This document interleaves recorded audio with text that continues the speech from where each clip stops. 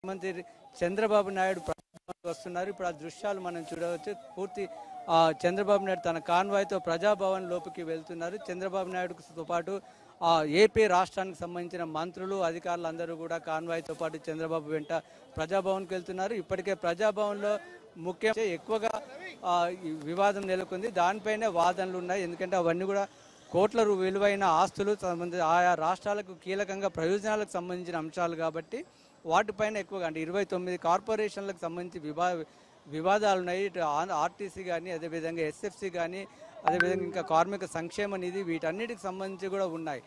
దాని విషయంలో ఎక్కడ రాజీ పడద్దని రెండు ప్రభుత్వాలు కూడా ఉన్నాయి.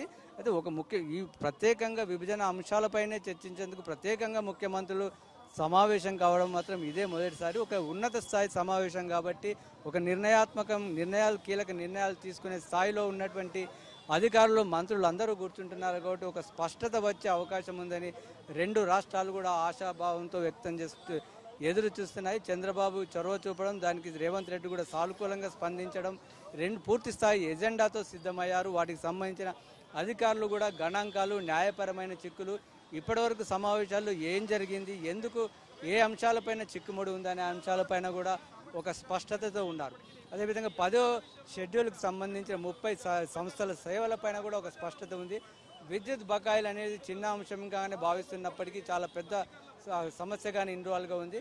ఎందుకంటే ఆంధ్రప్రదేశ్ ప్రభుత్వం నుంచి 24,000 కోట్ల రావాలని తెలంగాణ ప్రభుత్వం చెప్తోంది. అదేవిధంగా ఆంధ్రప్రదేశ్ నుంచి తెలంగాణ నుంచి 7,000 కోట్లు రావాలని ఆంధ్రప్రదేశ్ చెప్తుంది. చివరిగా మాత్రం ఒకవేళ తమకు ఆంధ్రప్రదేశ్ నుంచి రావాల్సినటువంటి బకాయిలు చెల్లించినట్లయితే తమకు ఏపీకి నుంచి ఎంత రావాలో ఆ లెక్కలు చూపిస్తే చెల్లించడానికి సిద్ధంగా ఉన్నట్టు కూడా ఈరోజు చెప్పాలని నిన్నటి సమావేశంలో ముఖ్యమంత్రి ఉప ముఖ్యమంత్రి చాలా స్పష్టమైన నిర్ణయం తీసుకున్నారు. అయితే ఇప్పుడున్న ప్రధానమైన చర్చలో కీలకమైన అంశం హైదరాబాద్లో ఉన్నటువంటి భవనాలు.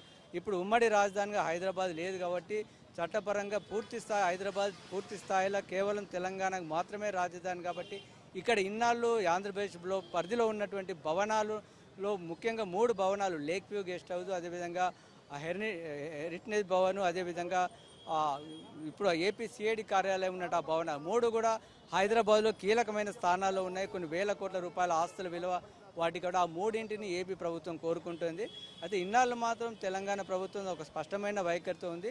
ఎవరి రాష్ట్ర భూభాగంలో ఉన్న ఆస్తులు వారివే, అంటే హైదరాబాద్లో ఉన్నటువంటి ఆస్తులన్నీ తెలంగాణకే చెందుతాయని తెలంగాణ వాదనగా ఉంది. అయితే ఆంధ్రప్రదేశ్ కొత్తగా 3 భవనాలు కోరుతున్న నేపథ్యంలో తమకు కూడా ఆంధ్రప్రదేశ్లో కొన్ని కీలకమైన వాటాలు కావాలని ఈరోజు తెలంగాణ ప్రభుత్వం కోరాలని నిర్ణయించింది. ముఖ్యంగా తెలంగాణలో ఓడరేవులు లేవు కాబట్టి ఆంధ్రప్రదేశ్ ఓడరేవులో వాటా ఇవ్వాలని, తెలంగాణలో సముద్ర తీరం లేదు కాబట్టి ఏపీ సుమారు 1000 కిలోమీటర్ల కోస్తా తీరం ఉంది కాబట్టి అందులో వాటా కావాలని, అదేవిధంగా తిరుమల తిరుపతి దేవస్థానంలోనూ వాటా, కృష్ణా జలాల్లో 512 టీఎంసీల వాటా కావాలి.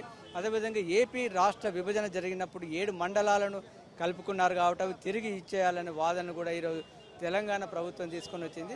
అయితే ఎవరి వాదన వారికి ఉంది, ఎవరి రాష్ట్ర ప్రయోజనాలు వారికి ఉన్నాయి. అయితే చర్చలు మాత్రం సానుకూలమైన సామరస్యపూర్వక వాతావరణంతో పూర్తి స్నేహపూర్వక 2 రాష్ట్రాల ముఖ్యమంత్రులు కూడా పూర్తి సానుకూల వాతావరణంతో సమావేశం అవుతున్నారు.